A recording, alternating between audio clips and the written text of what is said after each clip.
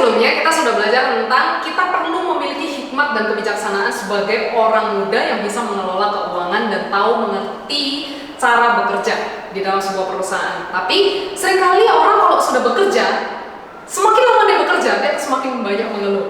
Atau sebelum bekerja lama, dia sudah mengeluh duluan. Jangan sampai kita menjadi orang-orang muda yang banyak mengeluh. Justru kita harus belajar bagaimana cara kelola keuangan yang kita miliki walaupun pemasukannya atau pendapatannya masih sebatas yang kita mampu, belum sejauh yang kita mau. Nah, konsep keuangan yang ada di dalam pemikiran kita itu akan membuat kita atau berpengaruh atas cara kita bagaimana kita menggunakan uang atau memakai uang. Seringkali konsep keuangan di dalam diri kita itu masih salah. Kenapa? Karena seringkali kita berpikir bahwa keuangan ini, uang yang aku dapat, keuangan yang aku punya, ini adalah milikku. Kita perlu change our way or our mindset, cara berpikir kita dengan keuangan kita, apa yang kita punya, uang yang kita peroleh, itu semua aset datangnya dari Tuhan. Kalau datangnya dari Tuhan, berarti kita perlu punya pemikiran, sebenarnya uang ini adalah untuk apa sih? Gitu ya. Ada orang yang berpikir konsep keuangan itu adalah penguasaan diri. Ada orang yang berpikir konsep keuangannya adalah pengelolaan diri. Tapi ada juga yang berpikir bahwa konsep keuangan di dalam dirinya adalah kesenangan diri. Ingat, di awal tadi aku sudah bilang, kalau konsep keuangan yang kita punya itu akan berpengaruh dengan cara kita memakai uang atau menggunakan keuangan kita. Kalau misalnya kita punya konsep keuangan penguasaan diri, maka kita akan jadi orang yang sangat menguasai diri. Saking menguasai diri, akhirnya kita tidak pernah mengelolanya. Jadi pengen ini, tapi nggak bisa beli, ya sudahlah nggak usah beli. Oh pengen itu, aku nggak bisa beli, oh ya sudah nggak usah beli. Akhirnya lama-lama kita terus mengikat diri atau saking menguasai diri, akhirnya kita nggak pernah menikmati keuangan yang kita punya. Nah, berbeda dengan pengelolaan diri. Kalau misalnya kita punya konsep keuangan pengelolaan diri, aku punya uang, ini harus aku kelola. Nah, bagaimana cara kelolanya? Nah, itu kita harus pelajari. Saya akan bahas di area ini nanti. Oke? Lalu ada lagi yang berkata bahwa konsep keuangan adalah kesenangan diri. Nah, seringkali orang banyak mengeluh adalah orang-orang yang memiliki konsep keuangan seperti ini. Kalau dia berpikir bahwa keuangan adalah kesenangan diriku, pokoknya kalau aku punya uang, segala sesuatu adalah untukku dan diriku, kebutuhanku, kemauanku, keinginanku. Sehingga setiap kali dia punya uang, mau sedikit atau banyak, tetap ujung-ujungnya dia akan bilang tidak cukup. Tapi kalau orang yang punya konsep keuangan pengelolaan diri, percayalah dia akan mengerti bagaimana menikmati berkat dari Tuhan, tapi dia juga mengerti bagaimana dia harus mengatur dan mengelolanya. Saya pengen bahas satu tokoh, keren banget. Namanya adalah Ayub. Ini adalah salah satu tokoh yang juga kaya ya. Kalau Salomo kaya lalu terkenal. Tapi kalau yang Ayub kaya lalu bangkrut. Tapi kemudian dia mendapatkan berkali lipat lebih dari sebelumnya. Kenapa? Karena Tuhan menguji, mencobai Ayub, sekalipun pencobaan itu tidak melampaui kekuatannya. Tapi Ayub sanggup melewati fasenya dengan baik, dan setelah itu dia mendapatkan berkat berikutnya jauh lebih banyak dan berlimpah. Salah satu teman saya pernah ukur-ukur cara berpikirnya, cara menghitungnya, dan dia punya pola pikir bagaimana iseng-iseng sih ya, bagaimana Ayub ini punya kekayaan dan kekayaannya seberapa banyak sih, gitu ya. Ini salah satu sahabat saya yang membuat kalkulasinya, tapi justru ketika saya melihat kalkulasi yang dia buat, itu membuat saya belajar sesuatu. Nah, ini perkiraan loh ya, nggak sesuai dengan belum berdasarkan sejarah dan konteks di latar belakang zaman orang-orang Yahudi di masa itu. Tapi perkiraan-perkiraannya seperti ini. Nah, Ayub, kenapa Ayub bisa kaya banget? Salah satu sahabat saya meng-breakdownnya seperti ini. Ada 7.000 ekor kambing domba, benar ya? Harganya kurang lebih 2,5 juta kalau dikurskan rupiah saat ini. Ada 3.000 unta. Kalau kita kurskan hasilnya 32 juta. Kalau 500 pasang atau 1.000 lembu itu kurang lebih 25 juta. Ini tadi kambing domba ya. Ini unta. Oke. Yang di bawah adalah 500 keledai betina. Kalau dikurskan 7,5 juta. Tahu ini semua totalnya berapa? Kurang lebih 142,25 miliar. Ini iseng-iseng aja sih, dia hitung-hitungin kekayaan tokoh kita. Tapi yang saya dapat hikmahnya begini, oh ternyata investasi harus berbeda-beda. Anda bisa lihat jenisnya beda-beda. Oleh karena itu, kita perlu kelola keuangan kita dengan berbeda-beda macam atau berbeda-beda cara. Nah, kita perlu lihat dulu. Jadi sebenarnya bagaimana sih financial resource yang kita punya dan bagaimana cara kita kelolanya? Saya bisa kasih tips buat teman-teman. Kira-kira seperti ini. Sebentar. Kita bagi jadi 3. Oke. 40% ini adalah kebutuhan rutin pengeluaran yang memang harus keluar. Oke, ini 40%. 30% lainnya adalah investasi atau bisa disebut aset. 30% lainnya lagi adalah kebutuhan yang dikelola.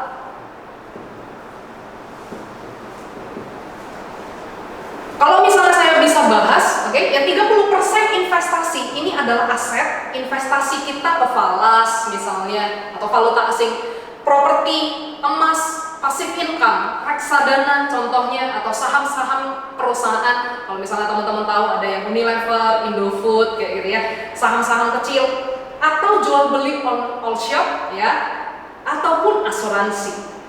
Ini adalah 30% investasi atau aset yang perlu kita bangun dari sejak kita saat ini, seberapapun pemasukan kita. Nah, yang kedua adalah kebutuhan yang dikelola. Ini adalah 30%. Jadi, apa yang menjadi mimpi kita? Apa yang menjadi impian kita? Kita mau perjalanan kemana?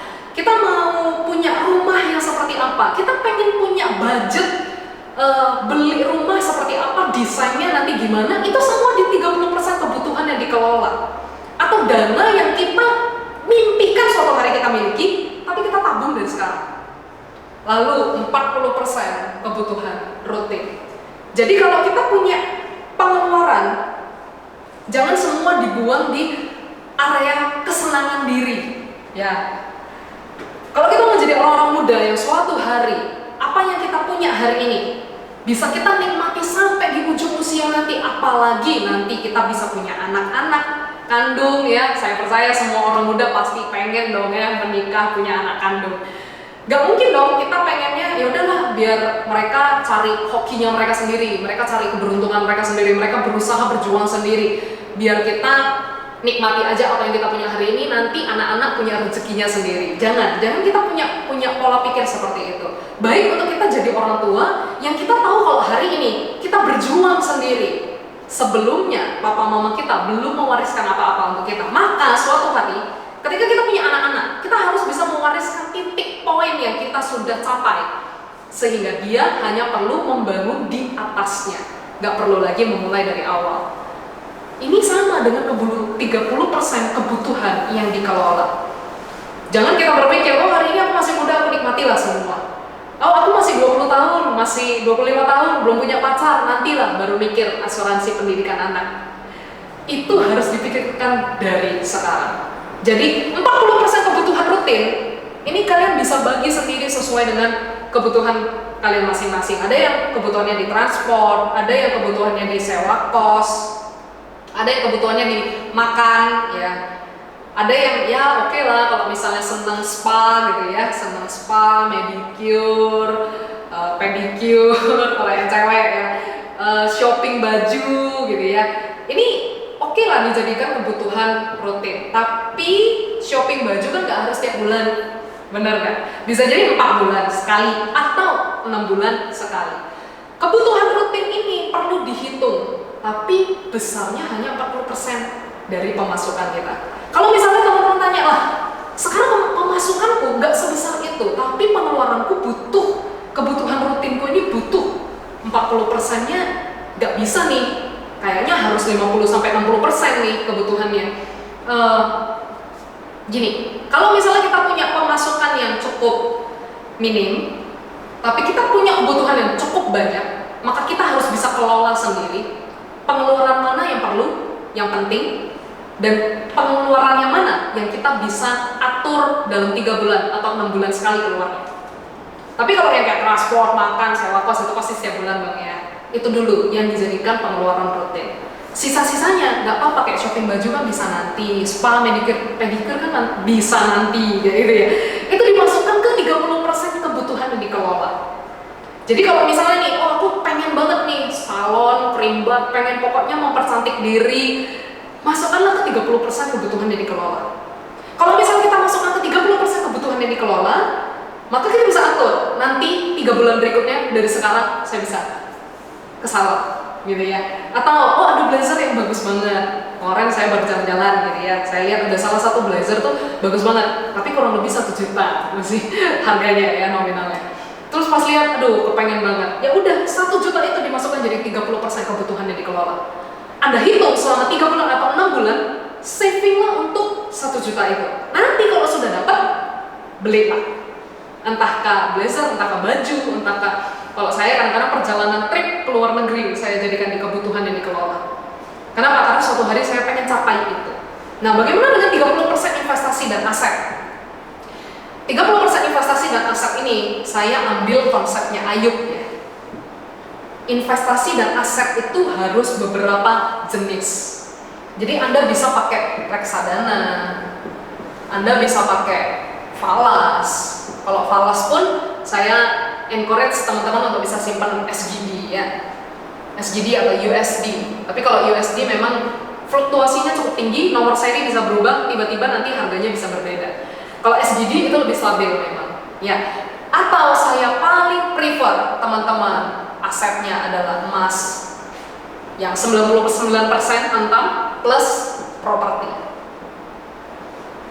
Ini yang paling memungkinkan besar, 15-20%, yang kemungkinan tidak akan digerus tingkat inflasi. Nah, teman-teman bisa atur ini di 30% dari tabungan Anda mulai dari saat ini. Nah, oleh karena itu, mari kita jadi orang-orang muda yang bisa mengatur dan mengelola keuangan dengan sangat baik. Karena saya percaya kalau Tuhan percayakan kita, seminim apapun, sekecil apapun, dengan prinsip simpan sedikit-sedikit, lama-lama nanti jadi bukit, percayalah suatu hari akan kita capai. Dan apa yang menjadi mimpi kita, menjadi kebutuhan yang kita kelola, suatu hari pun kita akan menginjaknya atau kita akan mencapainya. Tanah atau negeri di mana kamu pengen pergi, mungkin beberapa teman-teman rindu untuk bisa perjalanan holiday ke tempat lain, Anda bisa masukkan itu ke 30% kebutuhan yang dikelola. Di tabungan mulai dari sekarang, pelan-pelan, nanti 6 bulan atau 1 tahun berikutnya atau 3 tahun berikutnya kamu akan bisa berangkat ke sana dan mencapai mimpimu. Segala sesuatu yang kita doakan, kalau kita pikirkan dan sungguh-sungguh kita kerjakan, pasti akan Tuhan kerjakan berhasil. Jadi saya punya satu quotes yang dari kemarin-kemarin sangat terngiang-ngiang dalam diri saya. Tuhan memunculkan sesuatu dalam hati saya, katanya begini, berdoalah maka akan dikabulkan. Tapi saya langsung mikir, berdoa maka akan dikabulkan. Masa kita berdoa lalu duduk diam-diam saja? Enggak dong ya. Kita berdoa, tapi lalu kita berusaha dan bekerja. Maka saya percaya apa yang kita doakan akan terkabulkan.